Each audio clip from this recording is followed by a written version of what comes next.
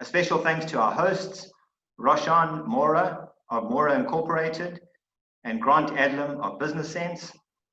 I am David White, facilitator of today's panel discussion.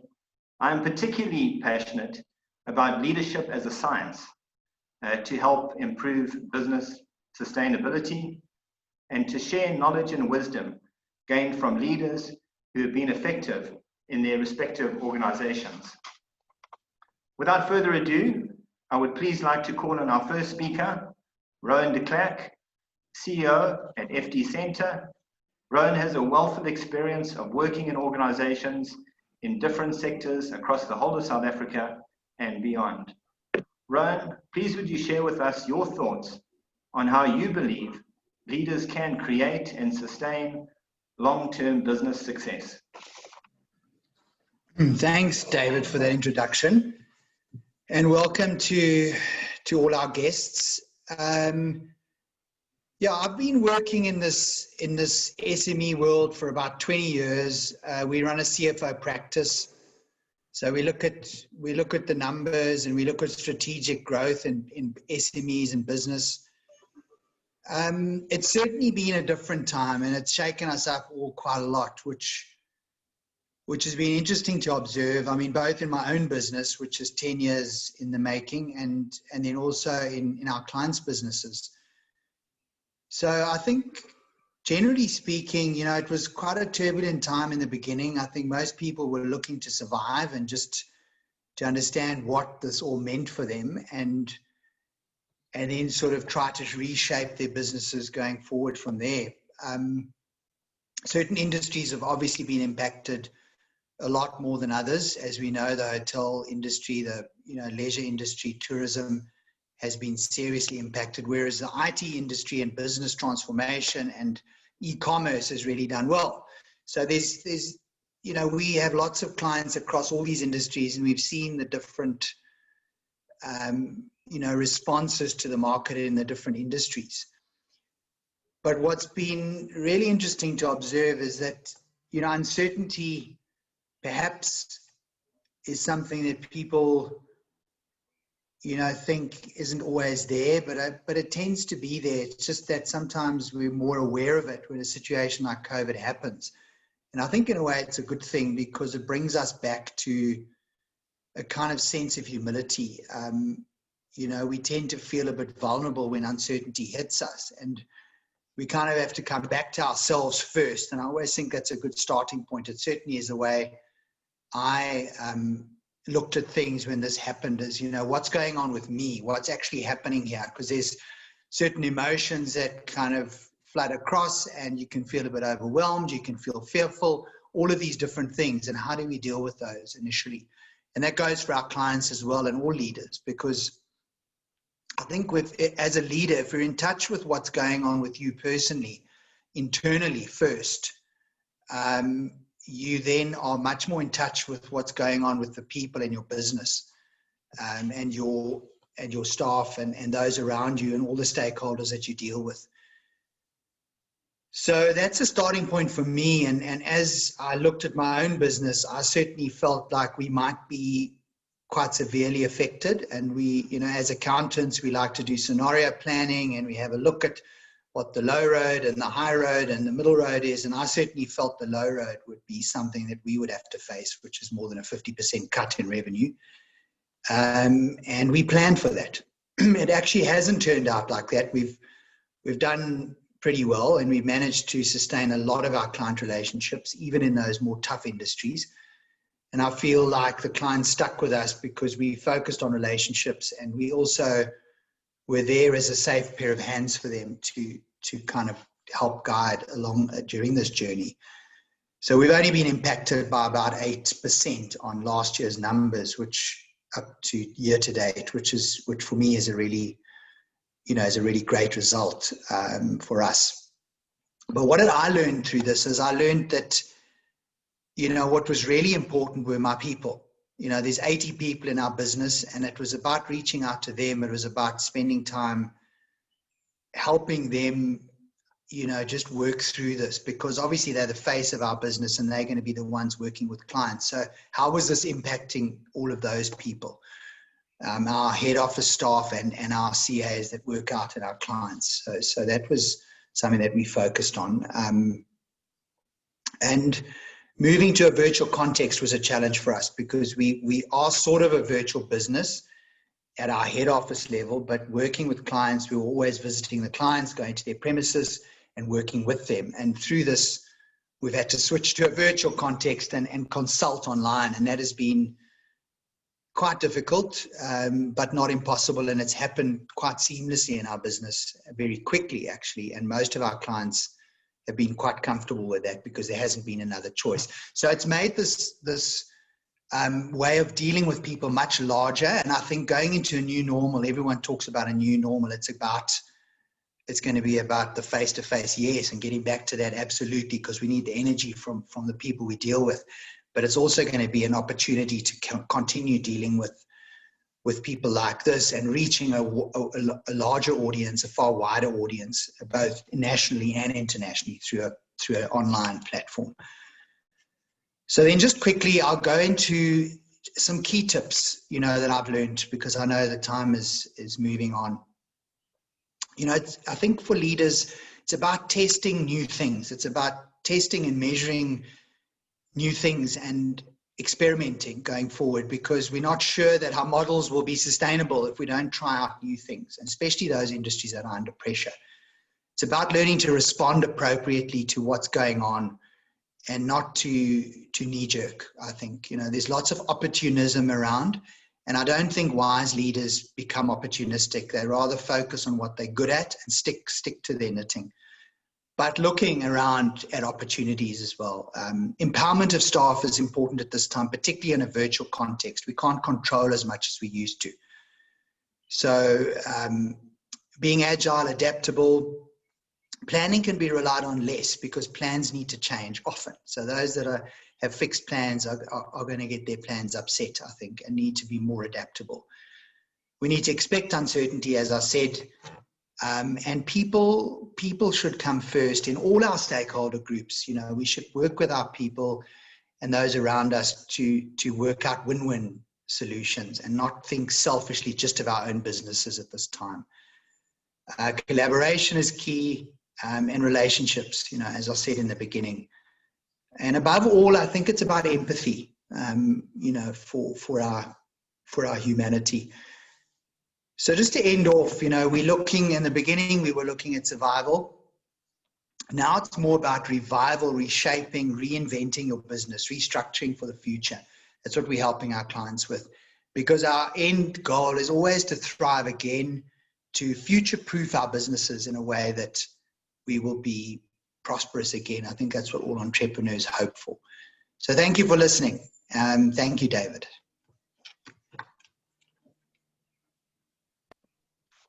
Thank you, Rowan. That was just really awesome. When Rowan speaks, there's always a lot of heart, always leaving us with a feeling of calm and that everything is going to be fine. So thank you for that, Rowan. And I think what you've shared with us is just very, very valuable information and some really good tips. Thank you, Rowan. Our next speaker, Pearl Bengu, requires no introduction, as has been a prominent figurehead in KZN leadership for many years.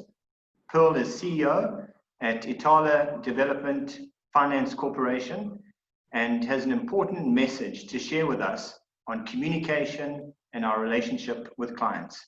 Pearl, may we please ask you to share your experiences with us? Thank you very much, David, and would like to really thank you, our hosts as well, Roshan and Grant, and also greet all the esteemed CEOs that are here with us at the webinar. And most importantly, greet all the people that are there listening to us. This pandemic, as it came, David, it came as a really health scare, where for 21 days we have all of us to lock ourselves in our rooms and to make sure that we're not going out, because we're all scared that we will get this virus and then die. But after that, as we were looking at what was happening around us, it became very clear that instead of it being really a health scare, it has affected the economy so severely that people were out of work, and there was a lot of UIF and everyone being there. And ourselves as well, we have to come out, and we were really looking for our clients. Then it became very clear that something that is very fundamental and something that we all know, that a client is always important.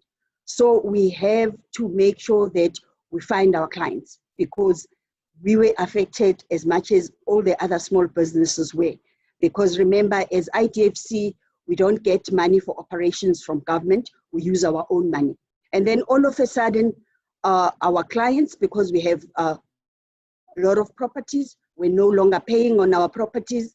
Our clients, again, we're no longer paying on the DFI side, on the business finance. So it was a battle for us, because we have now to go back to them, to have what Rowan has just said, it's empathy, to call them back, to say, we know there's a problem, we're affected as much as you are, we need to contact you, you need to come to us, we need to see how we diversify your business, we need to see how you can pay us, there's a payment holiday, to offer all what we could offer. But we realized that as we were introduced to webinars, we didn't get much more clients there. As we were introduced to Zoom, Skype, most of our clients are out in the outskirts, in Bazwana, in the areas where you hardly find network, and we couldn't find them. And then we had to get all the means, Teams, we tried Teams until we had to get, like you are doing now, to stream on Facebook as well. We went back to WhatsApp, and the people that are responsible for WhatsApp to say, we know our clients are the small SMMEs, they are using WhatsApp. If you can please help us, we need to contact and talk to them, until we really have to send the SMSs as well to our clients. Then the communication became so important, and how really to reach them, because at this time it was not just to write a letter and then it comes back, we have to talk to them. And recently what we've done as well, we've gone through, like we're having some dialogues, clubbing a lot of community radio stations together so that we can reach them. So it became very, very important to us that for us as businesses, especially on government side, we need to be, to move with the time, especially on digitization. We have to be digitized. We have to be able to call our clients on our websites. They have to answer. We had so many other ways that were introduced to them. And it really helped us, because at this point in time, we manage as well to go back to our clients and look for those that are paying, and have some dialogues and roundtables to talk to them, to say, we're happy that you are still paying, for the first time.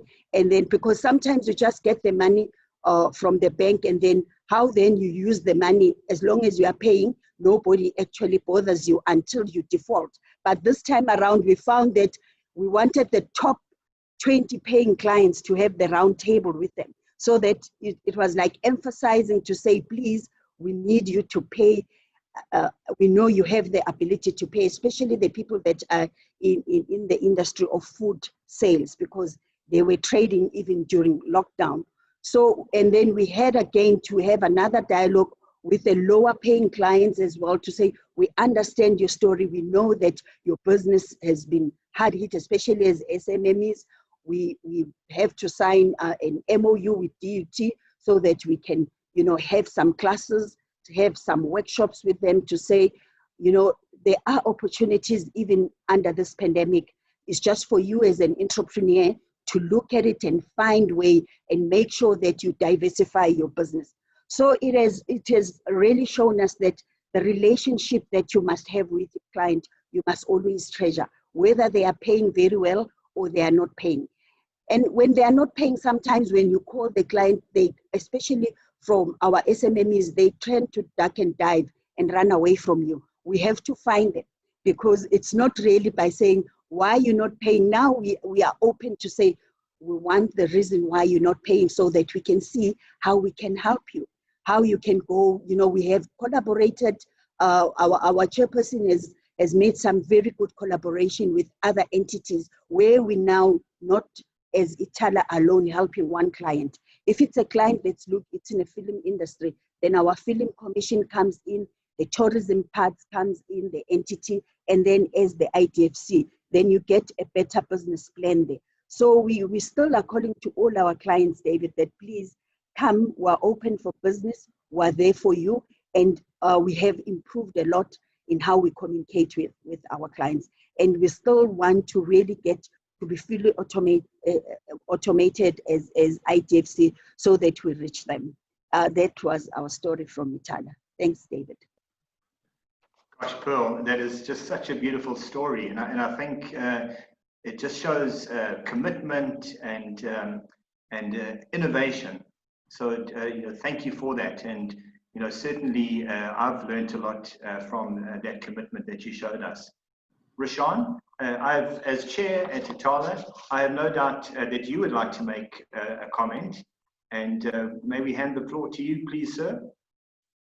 Yeah, I think board strategy, because I think COVID was a very difficult period, especially with the market that Itala services, predominantly SMMEs, a lot in the agriculture sector, and quite a few sectors of business in the rural areas and the really outlying areas. So it was very difficult.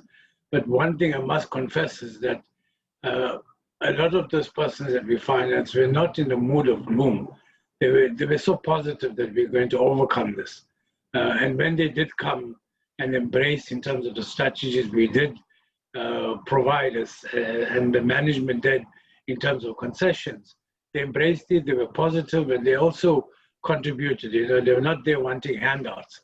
And for me and for the rest of the board, it was exceptional. And also the team at Itala really went out. I mean, they didn't sit in the offices. Although there was lockdown, they ensured that there was sufficient communication. But the best of it is that what I can say is that the mood of optimism amongst the SMMEs was at an extremely high positive level. The very few that were pessimistic, and the pessimism came more from businesses that wanted handout, which was very few. Yes, the difficulty has been in the property section because I think, Itala is one of the bigger property owners in terms of different industrial areas. So that's been some difficulty, but we've been able to embrace that and move forward. But so for me, I think it's very positive, as much as I speak as chairperson of Itala, but the collaboration that we've also driven now is getting all the entities together. I think too long in KZN, entities we operate in own, so we've now created our own cluster besides the MEC's initiative of getting tourism, the Richards Bay IDZ, the Sharks Board, Dubai Trade Port, and etc., Gambling Board, and all sitting together and identifying key projects in the province that we can really put all our resources together and drive to some fruition. So I think the near future is going to see some interesting developments in terms of that sector. Thank you, David. Gosh, Rashawn, to you and to Pearl and to your whole team at Itala, congratulations. That is just an incredible example of out-of-the-box leadership, looking after stakeholders. So thank you very, very much for that, and thank you so much for sharing. Another well-known and respected lady in our province is Meryl King. Meryl is CEO at Capital Caterers. Capital Caterers was able to emerge stronger after COVID. Meryl, we're excited to hear your story. Please may we hand the floor to you, or in this case, the airwaves, and for you to share with us, please. Thank you, David, and hello to all our listeners.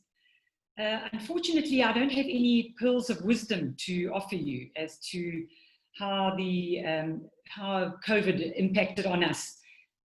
Suffice just to say, we got back to basics. That's all we did. We just had to get back to basics. Because any business would know that with the reduced income, you obviously have to have reduced costs. And that's just basic accounting 101. But all too often, when businesses have to halve their costs, It just generally means you've got to retrench half your staff. And that was actually a non-negotiable factor during this time. In fact, there were two non-negotiable factors.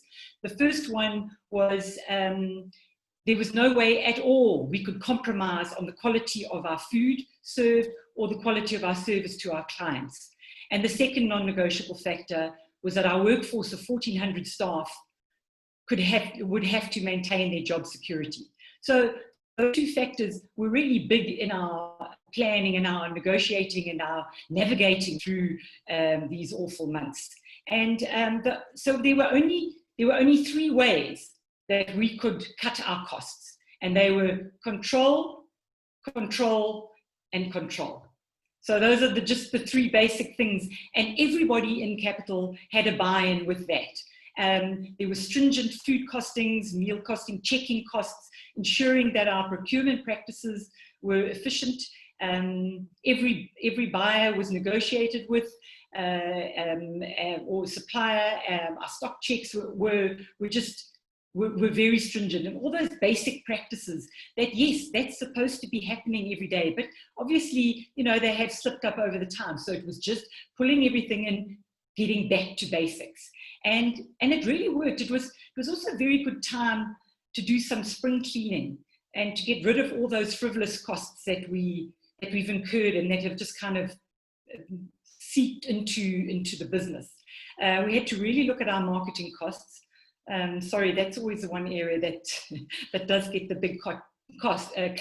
But we managed to engage in a very, very effective social media campaign, and that's been amazing to have actually just swung over to the social media campaign. It's really, really made a good impression on getting our business out there.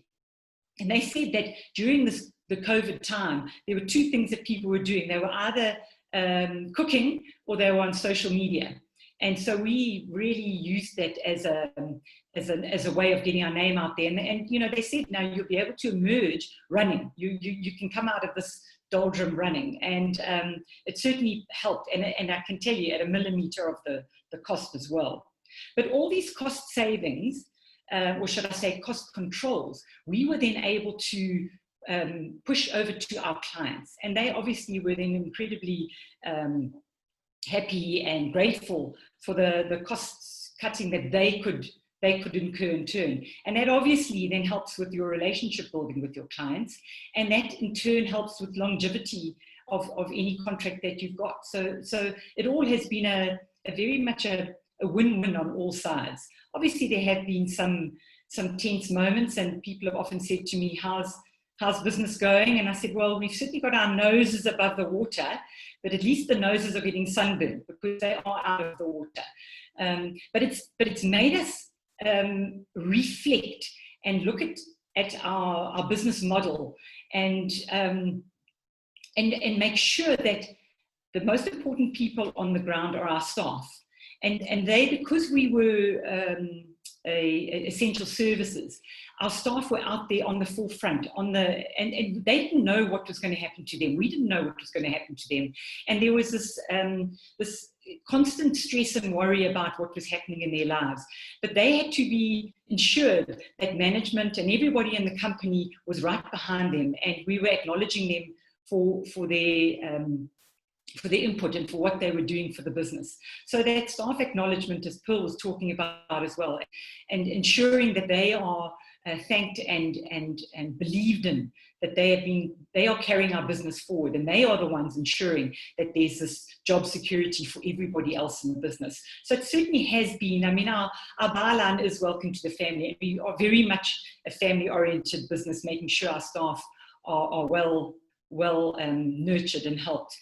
So COVID has given us this jolt for some very good results, and it's made us have a look again, do a good spring cleaning, getting back to basics, and has ensured that we're a slimmer, fitter, efficient outfit that's going through to the future for future growth. Thanks, David.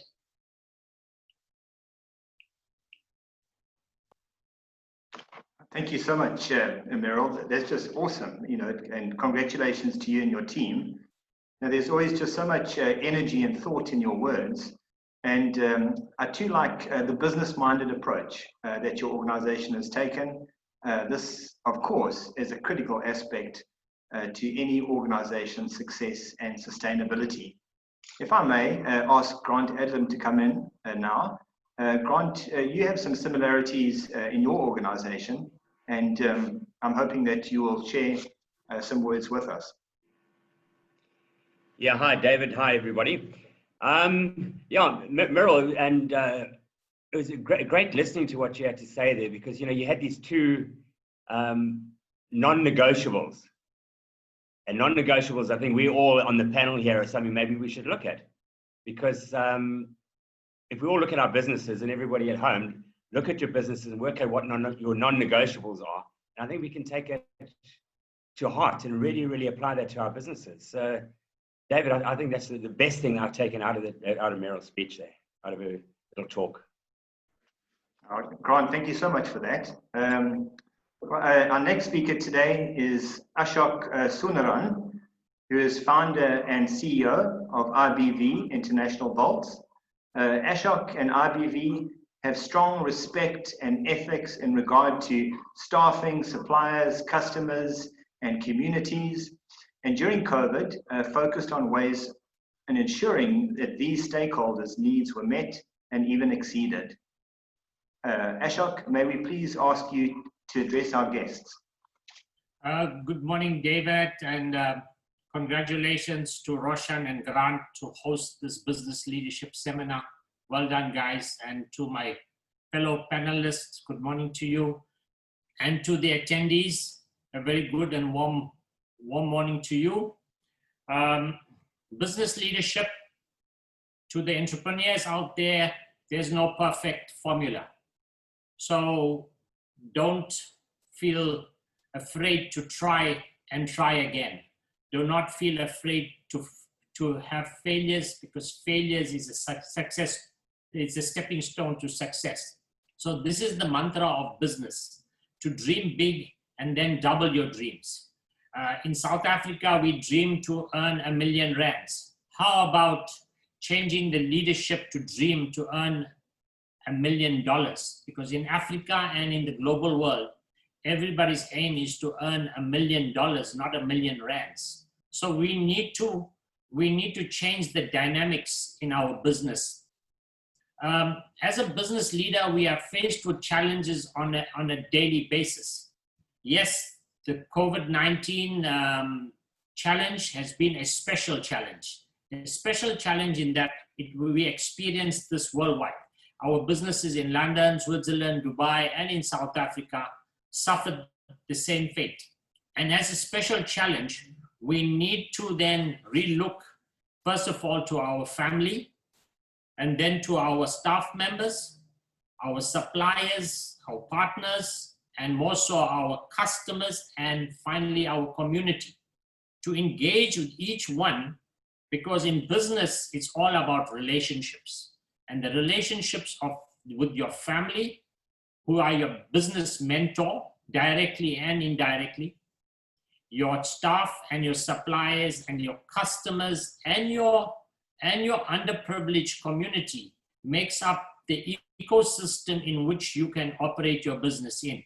Yes, in this challenging times, it was a balancing act of survival of life and survival in business. We were grateful that we managed to come out of this reasonably unscathed. And I think it is about our attitude in business is to respect everyone, fear no one, to ensure that we have the power of courage to win and to be brave in all the challenges and issues that we are experiencing in our business. It is disappointing with the global world and the corporates, especially the insurance industry, who we work and we trusted that we have an industry and have a policy of all risk and that we have insurance on our businesses. But all our businesses, whether it was in London or in South Africa, all the insurance industry policies all ran for cover under the bed, in that nobody said you have an all-risk policy, you're covered for losses in terms of a force majeure, and through legal and technical clauses in a contract, the poor business industry worldwide is suffering. And yet I can't see there is any backlash on the insurance industry. Banks have come to the party, and thank God for that. But you know what? We've got to tell banks and government that this COVID was not a 3-month story. It is actually a 1 year or a 2-year story. So any short-term relief, whether it's with TERS or with the banks and any other relief, is sincerely appreciated, but it only has a limitation of 3 months. What do you do in the rest of the months where your business is suffering and challenging? So in terms of the leadership, what we can share, and you know, business is about, if I give you $1 and you give me $1, we have $1 each. But if I give you an idea and you give me an idea, and then we have two ideas each. And the whole mantra is to have courage, hope, and faith, and love and unity. And in any time of adversity anywhere in the world, people share love, and it becomes a common enemy in terms of to unite against the common enemy. Sadly, in South Africa, we are not seeing that we have a common enemy. We still have no unity amongst our various race groups. This is a very sad situation in our country of South Africa. Humbleness will take you everywhere. Arrogance will take you nowhere. We have found that in our business, we've been lucky to keep our debt levels low. And the time of our difficulties, we approached our creditors, negotiated a discount, and cashed in some of our investments so that we could pay off our creditors. It helped us, and it would have helped them. In terms of business challenges are there all the time. What it has taught us now during the COVID period is that we should accelerate our digital transformation, accelerate our digital marketing, which we have done. Customers are always looking for quality, service, and value. These are the basic fundamentals of any business success. But the new customers and all customers now are looking for innovation and new experience, which we are also researching and trying hard to ensure that we have the balance of success with our small business, working with our staff members, our suppliers, and our customers, and not forgetting our underprivileged community, because that is the balance of life. In terms of success in business, one has to have the courage to win. And in order to do that, they say, you know, you have to have the courage. In order to discover new islands, you got to have the courage to lose sight of the shore. And the fundamentals now in business, it's about respect, integrity, simplicity, and keeping things straight. I think it's an awesome opportunity for business leaders to share ideas and encourage entrepreneurs, young entrepreneurs, so that we grow the business industry. By default, we alleviate unemployment and we alleviate poverty. Thank you so much. Gosh, Ashok, that was just incredible. There was just so much wisdom in everything you said. And I just love the way you've packaged so many sentences. I love respect everyone, fear no one. I love dream big, double your dreams. Business is about people, courage, hope, and faith. Those are just incredible. And there were many, many more that you shared with us. Roshan, from a corporate perspective, may I please ask you to respond further to Ashok's comments? It's so difficult for me as a humble accountant in a small town like Pietermaritzburg to really comment on international business.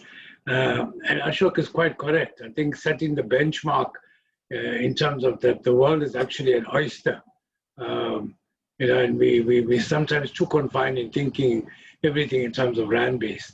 But for me, the biggest thing is Ashok's ability in terms of what he said and what he, to many of us that we know what he does is linking business with community and with his initiatives in terms of charity, not losing face of the business side, the respect for his staff, and also the wider community in terms of his different charity initiatives that he undertakes amongst, I mean, if we take Zubair's family in terms of KZN, are so synonymous with contributing to communities.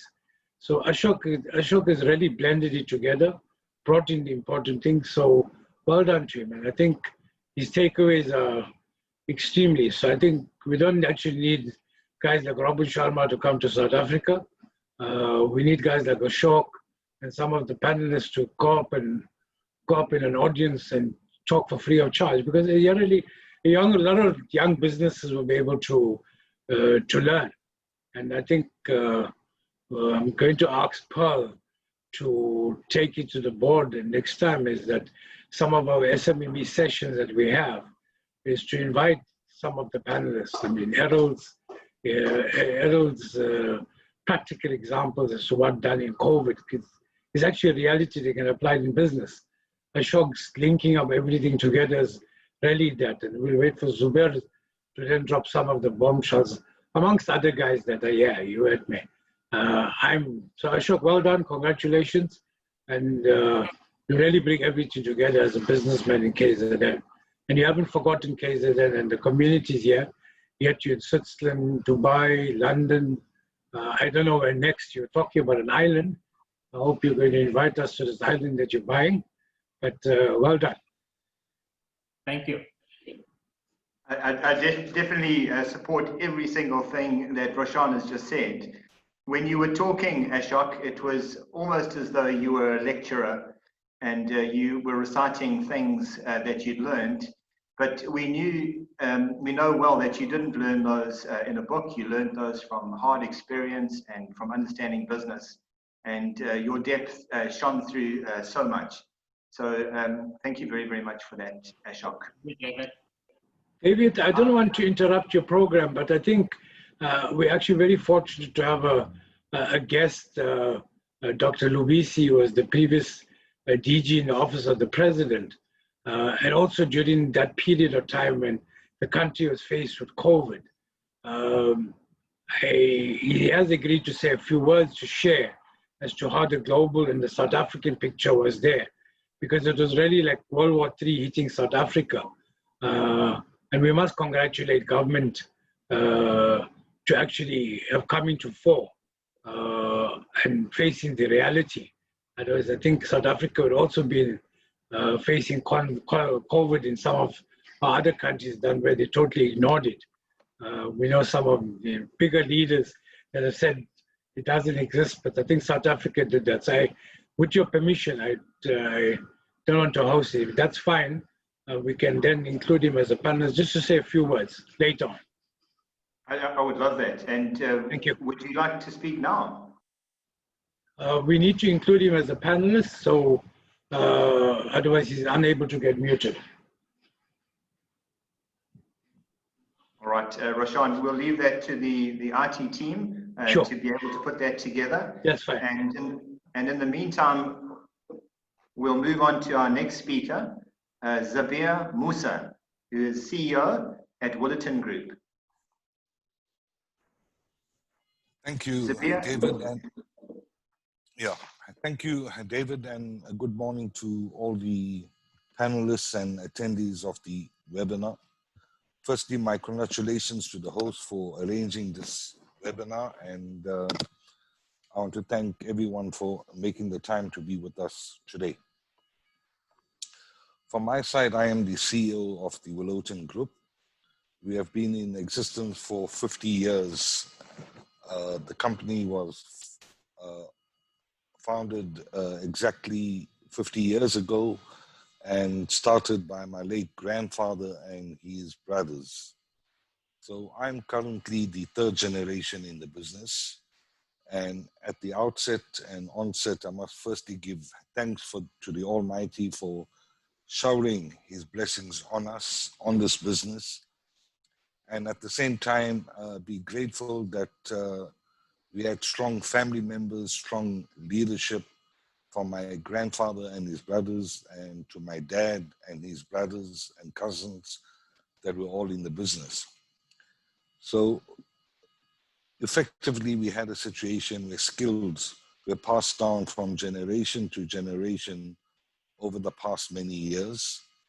And this helped us in our business, in our social activities, and as well as importantly in our corporate social investment programs that we currently run or manage.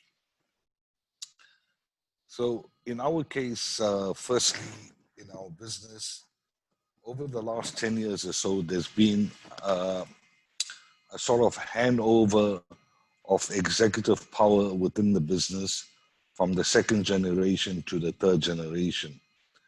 So this happened over a period of time where skills were transferred from my uncles, from my dad, to my brother and I in the business. And we are in a situation today where my dad and his two brothers are still active in the business, but are not too involved in the day-to-day activity of the business. So they continue to act as executive directors and have more of a strategic involvement in the business than an operational involvement in the business. In our case, we are fortunate that they are still around to lend assistance, lend advice, and it has helped our business grow from strength to strength over the past few years. With regards to COVID specifically, our business, as you're aware, we are in the agro-processing industry, basically manufacturing basic foodstuffs as well as other essential goods such as candles, soaps, etc. And our businesses were largely not impacted by the lockdown. And in some cases, we've seen growth in some parts of our business. In some cases, there were certain declines in the business. But overall, our volumes were sort of flat year on year. Importantly, at the start of the lockdown, my family members, my shareholders, and our directors, we sat down and we prioritized certain things. The most important thing was the health and welfare of all our team members in the organization. You know, and we took the proper measures to ensure each one of them were safeguarded from the impact of the COVID. The salaries were secure, all of that. So our initial priority was our employees and team members. Secondly, we looked at the community around us, or the communities around us, and wherever we could provide assistance, whether this was in the case of soap or oil, etc., we linked up with a lot of charitable organizations and assisted them in whichever way we could. But most importantly, we as the Willoton Group then partnered with Al Baraka Bank, and we formed the Giving for Hope Foundation. Initial capital of 85 million was provided by Willoton and 15 million by Al Baraka towards the Giving for Hope Foundation, which was set up to help SMMEs who were impacted with the lockdown. So this is still an ongoing process where funding is provided to small businesses, interest-free, profit-free, admin-free, etc., for up to 2 years. And so far, the take-up has been quite encouraging. We have also been able to raise additional funding for the foundation, and that is going fairly well at the moment. So if there's any other attendees there, the website is www.givingforhopefoundation.co.za. Information is there on how to access the funding. Now, post-COVID or the immediate future, what can we as businesses do jointly with government, with parastatals, development agencies like Itala, etc.?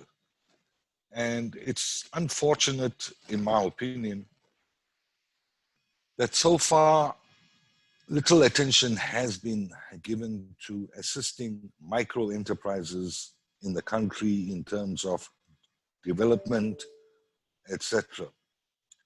So we need to learn the lessons from Grameen Bank in Bangladesh, what they've started, what they've initiated, and the success that they've achieved in Bangladesh. And a similar concept has been employed in many other parts of the world. And we as big business are willing to assist, partner with development banks like Itala, with the government, with provincial government, etc., in steps and initiatives like this. Also, it's not simply a case of just lending money to micro enterprises, but also educating them on simple things like finance, admin, etc. And that to me is probably one of the biggest weaknesses or challenges that we find. I mean, it's sometimes easy to make business or create business or earn a profit, but how do you manage your life thereafter in terms of admin and finance, etc., which I think is equally important. So I believe that there are opportunities for us all to jointly work together. I see that there are some captains of industry on this webinar, etc., and there's other big businesses out there. And perhaps it's time we all got together jointly, initiate something like this, and take it forward. Thank you, guys. Sabir, that was just so rich and so warm and so encouraging. I think a lot of people are looking to the private sector to help to grow our SME sector. And gosh, it would just be lovely to have your brain helping to make all of that happen. Dr. Lubisi, it is such an honor to have you here today. May we please give the floor to you to share some.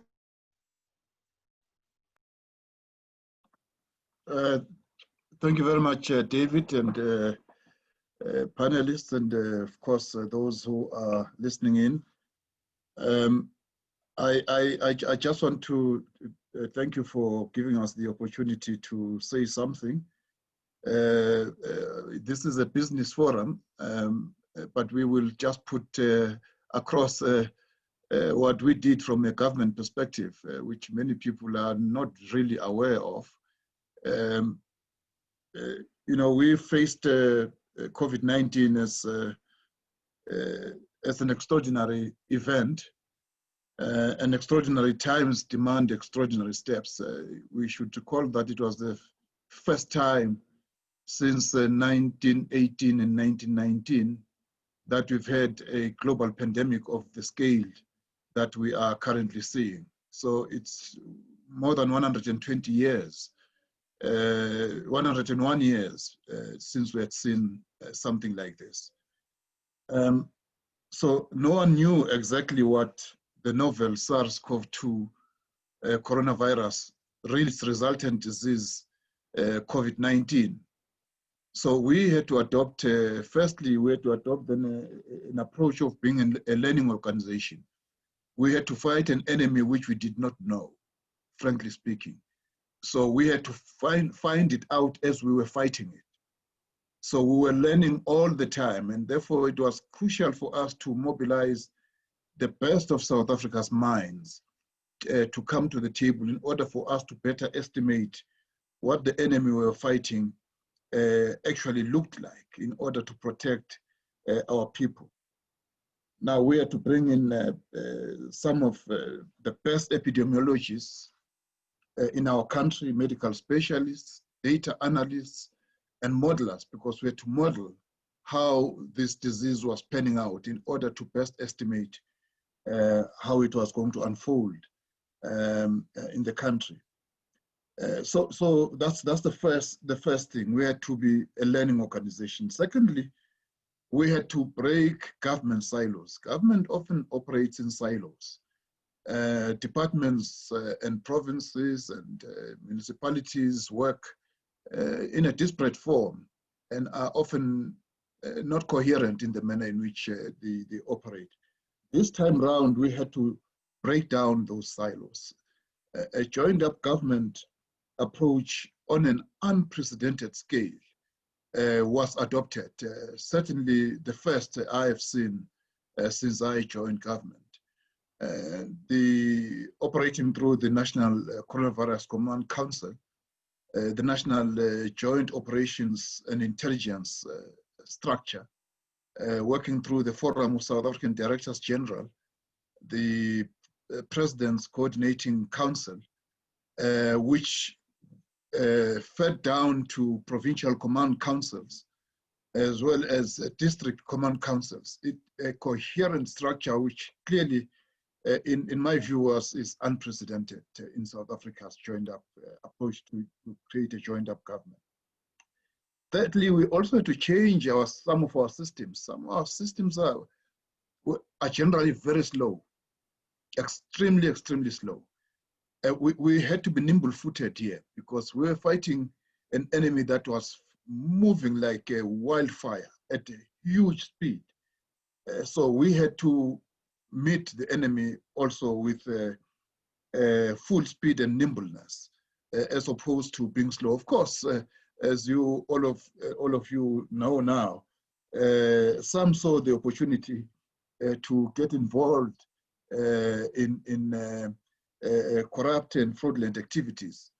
But unfortunately for them, they did not know that we had actually set up structures to detect that, which is why we detected it so easily, and it's quite clear we knew who's trying to do what. We had to create, for instance, for the first time in our country, even a joined up crime fighting machinery with the creation of what we call the National Fusion Center, which literally has every crime fighting agency sitting in one room on a daily basis, every minute of the day, analyzing what was happening. And that's one of the legacies of COVID-19, because what we said is that the legacy of COVID-19 should not only be deaths, it should also be a change in how government works. It should also mean a change in the structure of the economy and other parts of South African society. Fourthly, we had to mobilize all sectors of society in an unprecedented manner, because we needed everyone to be in. We had to get everyone to buy into the strategy. And we had to get the trade unions, traditional leaders, business, civil society, and everyone, the churches, all religious and faith-based communities. We had to get them and consult them on a regular basis so that we keep them informed and we take notes from them as to how we execute the strategy going forward. And finally, we had to ramp up communication in a big way in order to keep society informed. Because if we move on our own, we realize that if we move on our own, we will leave everyone behind. They won't know what we are doing, why we're doing things in the manner in which we're doing them. So we had to keep on communicating to inform society. So those are the 5 key issues that we did and we continue to do in the fight against COVID-19. Thank you very much. Dr. Lubisi, thank you so much. That was just incredible. Thank you for sharing such valuable information so openly. Clearly, this has been a very, very busy time for government. And thank you for helping us build confidence in the work and decisions government has made during this time. Roshan, I have no doubt that you'd like to do a note of thanks to Dr. Lubisi for all the work that they've done. Thank you, David. Yes, I think Dr. Lubisi, thank you very much. I know you recently exited government. Welcome to the private sector. And hopefully we'll see more of you in KZN. But thank you very much for really sharing the practical side of what government done. I think we looked at it behind and we thought, is government, and we were very critical. A lot of us were critical about government's initiatives, but if you look behind that, for me personally, with the lockdown, I actually managed to stop smoking. So that was one benefit. Second benefit is that gave us a better introspection in life. But we must also, and I'm not here wanting to praise government or anything, but we must give the acknowledgement to the leadership under the President Ramaphosa for what was done. Because I think there must have been really dark times as to decisions that needed to be taken. It was not always to the satisfaction of everybody. And being the government of under his leadership, which is totally inclusive and constant consultation, well done.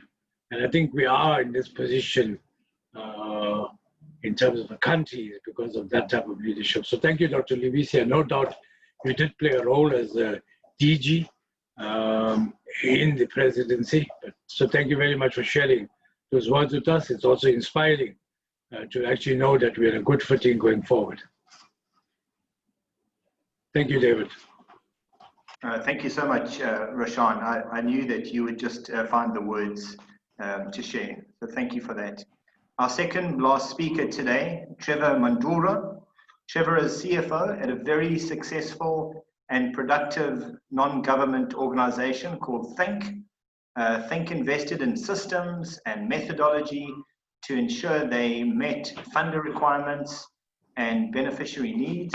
Trevor, please will you share with us your story as CFO and what Think is focused on to meet stakeholder expectations and ensure its own sustainability. Thank you, David. And firstly, I would like to thank you and organizers for inviting me to share. As David mentioned, I work for an organization called Think, which stands for TB and HIV Investigative Network. We are a non-profit organization dedicated to making a difference through TB and HIV. We conduct clinical trials, research, training, and public health care improvements in South Africa. So I'm just going to share mostly about what things we did put in place during the COVID time and to ensure our long sustainability in our NGO business. So most people, when I meet most people, they ask me a question on how can things survive through hard times, like specifically to COVID, a pandemic, considering it's an NPO, which relies on external funding and third-party funding. So my response is always saying that it's the work that was done before the pandemic. So we invested in, I think we were operating at a different wavelength than most of our partners or most of businesses in South Africa, where without knowing what the future was, we started investing in technology to improve our systems and their operations through an initiative that we started of promoting working smart and not hard.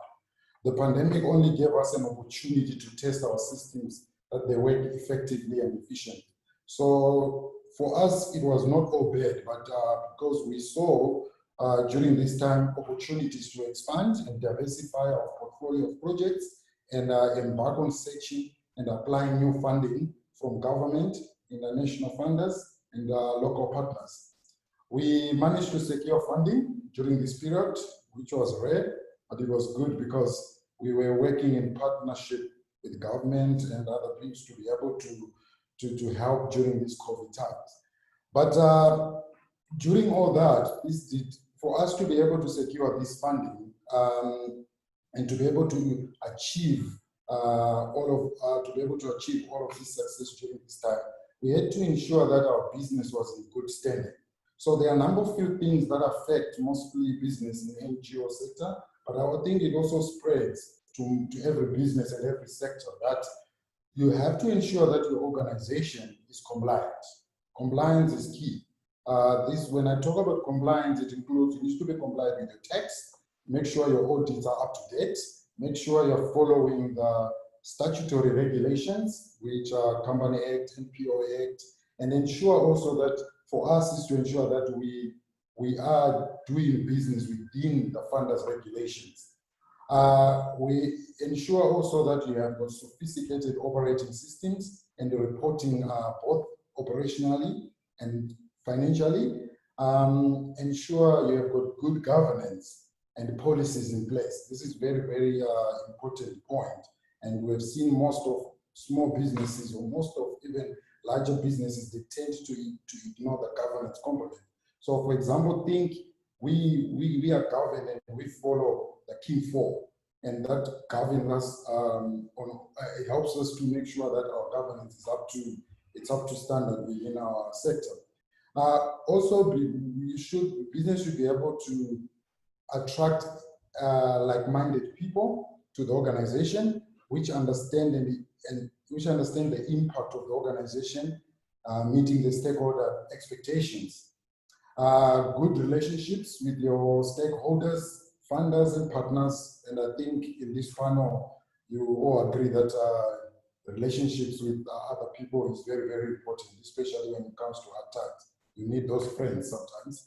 Also, on top of that, have the right leadership. So, for example, you need to ensure, for example, a good relationship between your CEO, your CFO, your board, and ensure that these people are driving the organization forward, driving the mission forward, and ensure driving the mission forward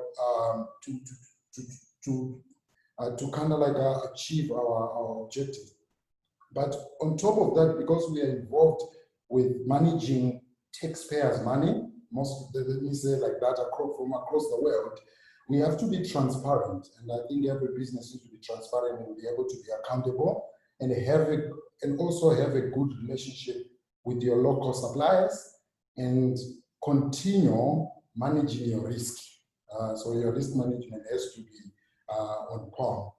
But the above things I've mentioned give trust to funders, business partners, donors, that you are able to manage their funds and make a difference in the world. So due to many organizations not having the above in place, or not having that strong foundation, they tend to not to be able to secure this funding. And we saw that during the COVID times, that most funders were looking for lower risk organizations, people with structures that are already in place, people who are ready to change quickly to the hardships that we were facing. And I think has played a major role in supporting small businesses, small community-based organizations, and NPOs to ensure that they are compliant, be able to secure funding through partnership with larger organizations. And this has assisted most organizations to grow and be sustainable for a long-term business, because they are able to retain their funding. We also played a major role in changing our procurement policies to be able to support small local businesses. This doesn't mean any business, meaning not only NGOs, but also small SMEs around. In prioritizing, we purchase only from the KZN first before we purchase outside of KZN, to promote our own provincial economy and the survival of these small businesses, because they're very vital in our economy. So just in a nutshell, is to say that business have to be true to themselves, to be compliant, have robust systems in place, be able to change quickly. I think we also that during the lockdown in the COVID times, and quickly adjust. But on top of that, have great leaders to lead the team and drive the team to be able to navigate any of the problems that will come. So with that, I just want to say thank you, and thank you for allowing me to share. Trevor, thank you so much. And it was just wonderful to hear. And I think it's such good advice for anyone running any business, whether it's a PTY company or an NGO, that having a solid base of administration and compliance does put you at a strength when engaging with funders and clients and support activities like tours, etc. So congratulations to you guys at Think for doing such great work. Our last panel speaker today is Elias Masilela, Chairman at DNA Economics. Elias is a deep thinker with a strong compassion for community and business development.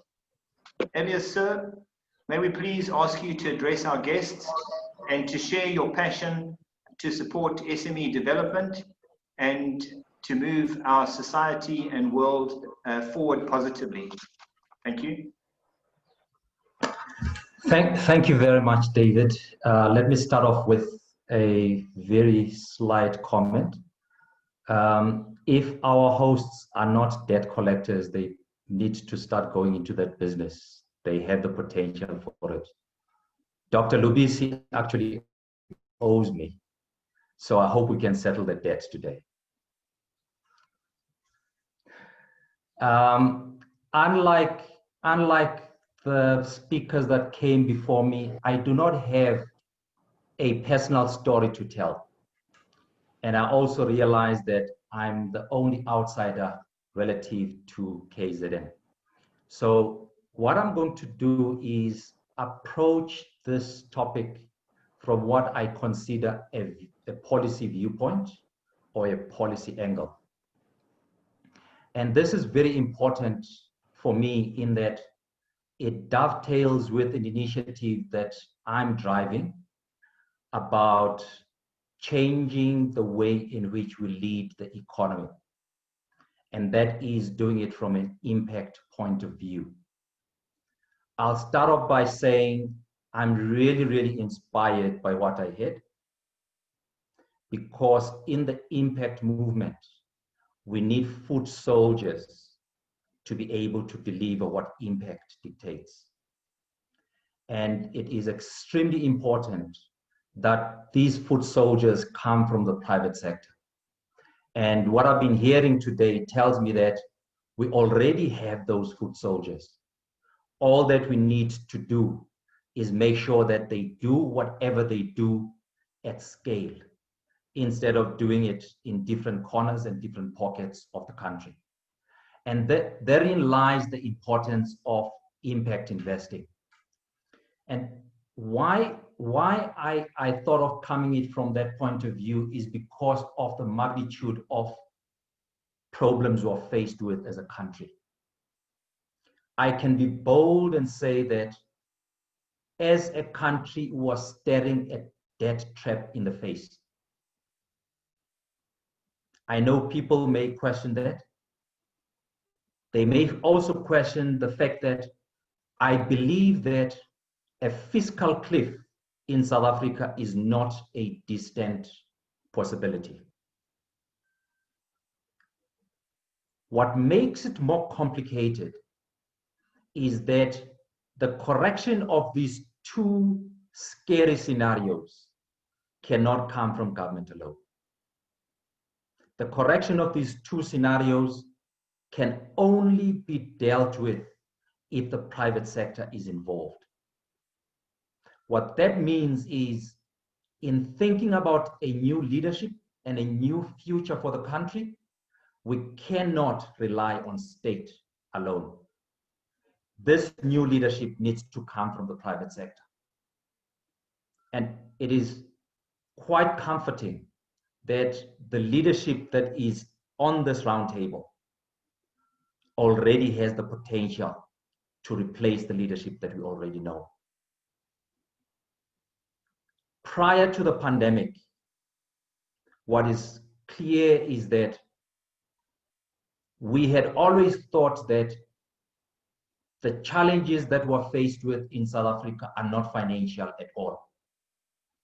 When the National Development Plan was put up, and endorsed by the world, you will note that the NDP and the entire 400-page document has no budget attached to it.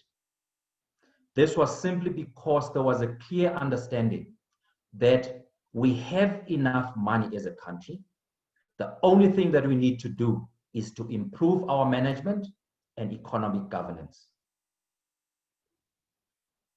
But come pandemic, we're in a totally different situation. Now money is the problem. What it means is we cannot get ourselves out of this ditch without spending more money. The pandemic has brought a new level of expenditure and new expenditure patterns that none of us had ever anticipated. For the first time, I think scholars and policymakers across the world are agreeing that this is the one global solution problem that can only be solved by throwing money at the problem. We've always argued that you cannot throw money at the problem, solve it in another way. But today, we cannot get out of it without spending. We will recall when you go back to the unveiling of the SDGs, when heads of state in New York stood up and said, we have failed in the delivery of the MDGs.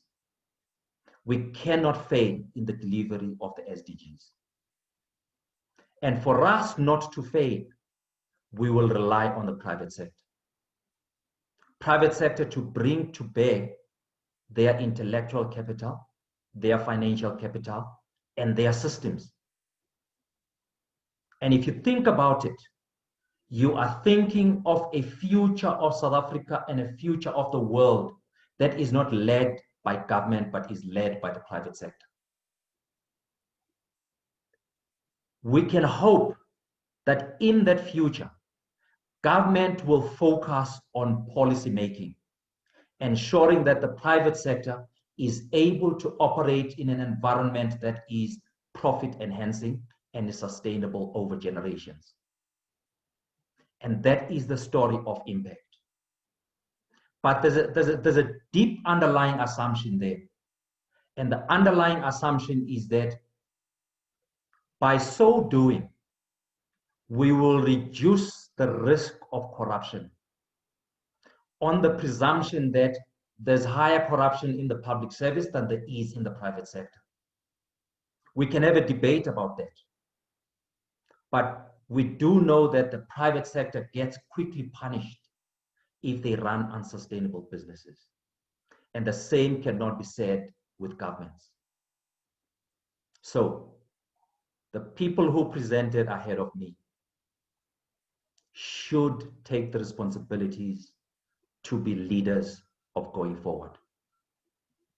If we do nothing about it, the assets that we've accumulated, the assets that we think we're protecting will actually go up in flames. We have a good signaling from the private sector in South Africa for the very first time in a very long time, with the project which has been put out into the public space by Business for South Africa, which indicates that business has awoken to the fact that they cannot always look up to government. They can no longer look up to government. The leadership needs to come from them. And in conclusion, I would like to leave you with a conundrum. And there's been a growing debate. Is this the worst of times or is it the best of times? And I would like to pause it that we actually have both. My mother always said, behind every dark cloud, there's a silver lining. And the silver lining that we have in South Africa today is, for the first time since 1994, a social compact is becoming possible. There's never been this amount of collaboration between the private sector and government to achieve the same cause. That is what I would like to leave with the gathering. We all have a challenge. Thank you very much. Elias, that was just brilliant. Thank you so much. You are so confident about what you've envisaged, and it's so comforting to see. Thank you so much for that very positive and exciting message that you've left us with. Rashan, may I please invite you to share your thoughts on the contributions made by KZN leaders today, and then to ask Grant to please say some final words. Well, thank you very much, Grant. Thank you very much, David. Yes, I think in addition to the KZN speakers, also to my good friend Elias, thank you guys, and to both the two young ladies for really sharing their personal journeys. And much as Elias says that he doesn't have a personal journey, I know for a fact that he's come through a lot in terms of his own personal achievements, which he shared quite openly. And he's always been a deep thinker. The first time I met him and he was speaking, it took me about 2-3 hours to sit and digest, because his level of thinking and level of dissemination for me is very inspiring. To everybody else, thank you very much.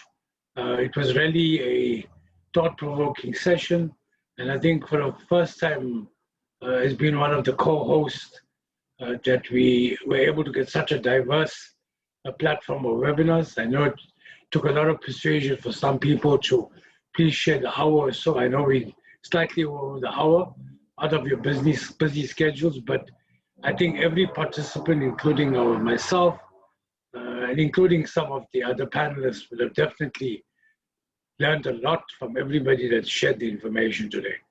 To you, David, thank you very much for hosting and facilitating, really, for me, in my opinion, a very successful webinar.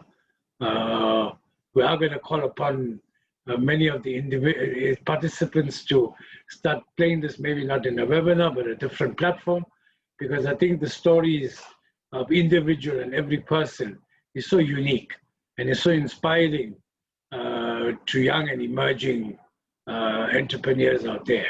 You know, it's like Zubair said, and I want to sum it up, it's not only about money, it's also the post-management of the wealth that you make, even in terms of your business, which is so important.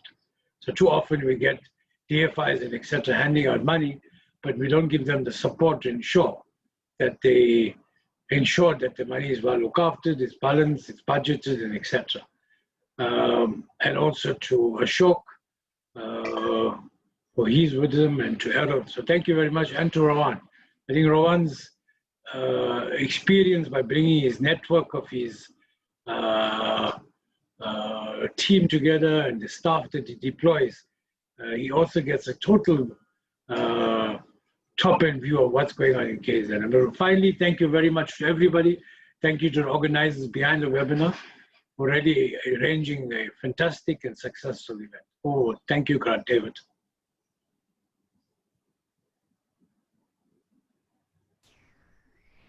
Thanks, David. Yeah. Hi, everybody.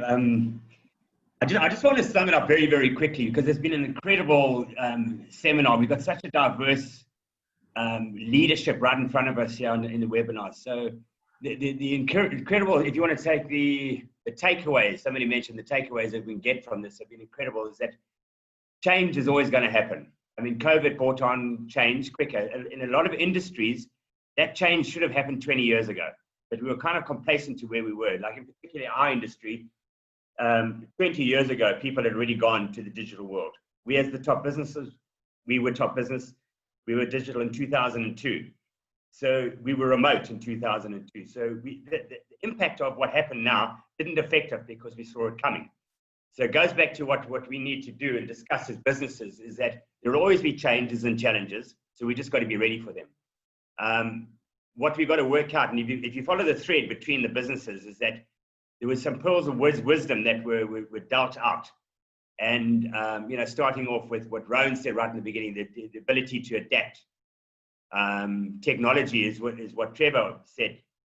Technology is what made think what it is today, is that they adapted to technology 20 years ago. So when we had the epidemic now, the pandemic, they were right there to take it. And matter of fact, came out shining. They got incredible contracts because they were on top of things. Pearl mentioned the communications.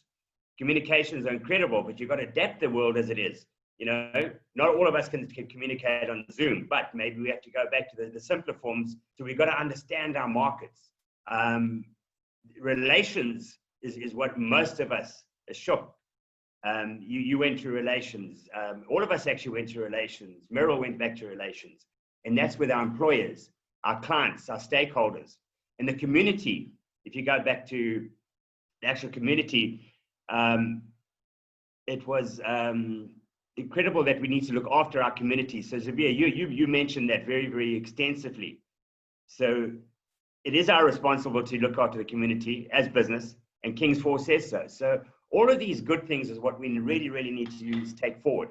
So people who are sitting on the webinar at home sort of look at where you are now, and what you really got to do is look at what we have in front of us and look at your own businesses and see whether your business is actually still relevant or your financial model is relevant. Because if you don't have systems in place, if you don't use communications, you're not going to be in business in February, March next year. So it's a really, really serious topic. And it is government, business together, the only way to go forward. So everybody on the panel, everybody at home, sitting, watching on your devices, thank you very much. Grant, thank you so much. Just in closing from my side, just to say thank you very much to the panel for your preparations and contribution. It was amazing. And just to say to all of our guests today, if you have thoughts and ideas that you would like to share, we'd love to hear them. We are united here in KZN and of course in South Africa, and all those golden nuggets that we have and are able to share, we'd love to do that. If you would like to get in contact, you may do so directly with Grant. You may also get hold of me, and that's david@drg.co.za. And I hope everybody's feeling energized. I hope they're feeling inspired. And I just wanted to wish everybody good leadership and good business. And thank you very much. Thank you, David. everyone. Thank you. Thanks. Thank you very much.